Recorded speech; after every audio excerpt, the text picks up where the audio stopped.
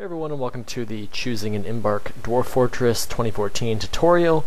Choosing your Embark site is probably one of the most important things you can do. This really determines how all your stuff is going to interact, so this is really important and you need to pay attention. I'm going to be going over all the little nuances and all the little things that come with choosing an Embark site. And now this is what you're looking at for the Embark screen, probably, so it looks really daunting. There's a lot of information there, but I'm going to try and break it down into different things so you can understand what exactly you're looking at. So in the top left, I guess, you see the local map. The local map is where you actually, that is the area in which you are embarking in. The local map is the most zoomed in version of the three maps. There's local, region, and world.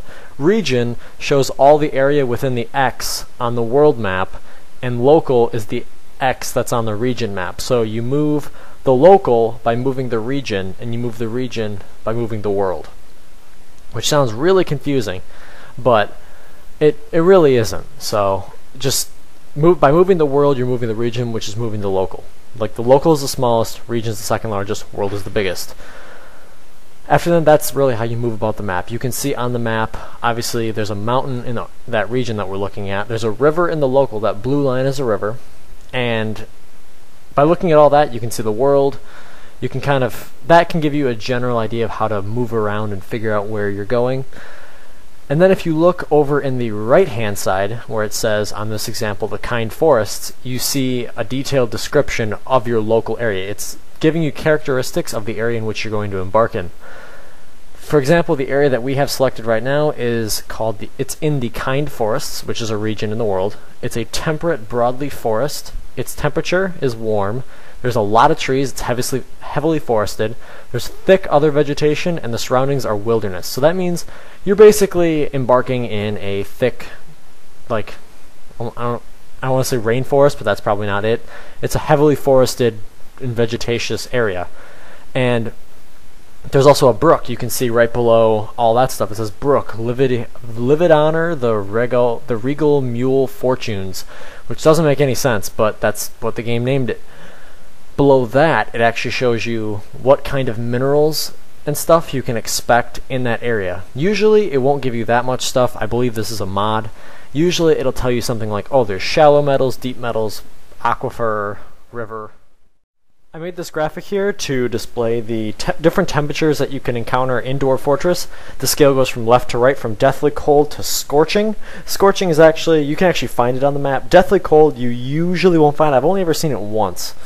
It's extremely dangerous, and unless you want a really big challenge, you don't want to do it, because you won't last very long.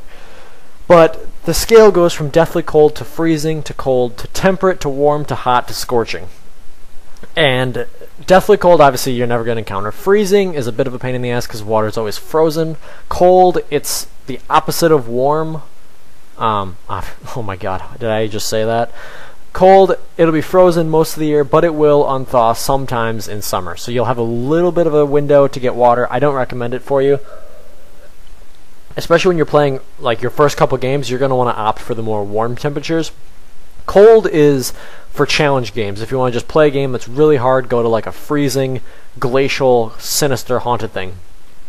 Temperate is basically, if you live in a temperate area, if you live in the northern US, you live in a temperate area. You have winters and you have summers. That's what temperate is. It's exactly the definition of temperate. Warm is water doesn't ever freeze, but it's not too hot. It's pretty much ideal. You want to be, if you're starting your first game, play in a warm area. Hot, the streams and brooks, which are the most common water features, will be evaporated. They'll be evaporated, especially during the summer.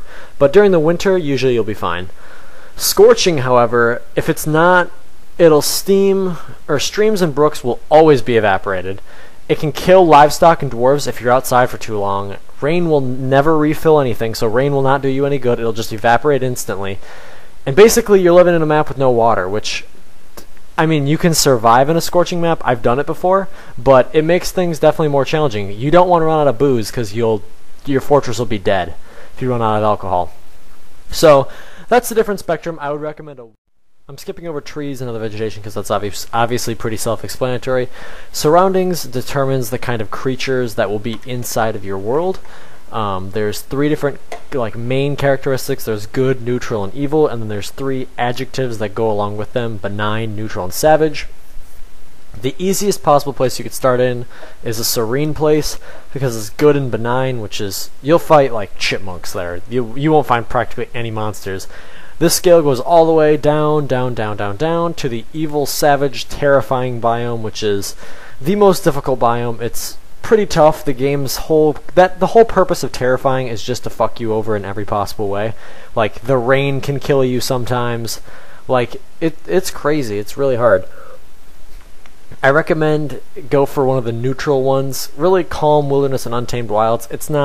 Untamed Wilds is by no means hard. It's just, usually you'll come across like leopards or something.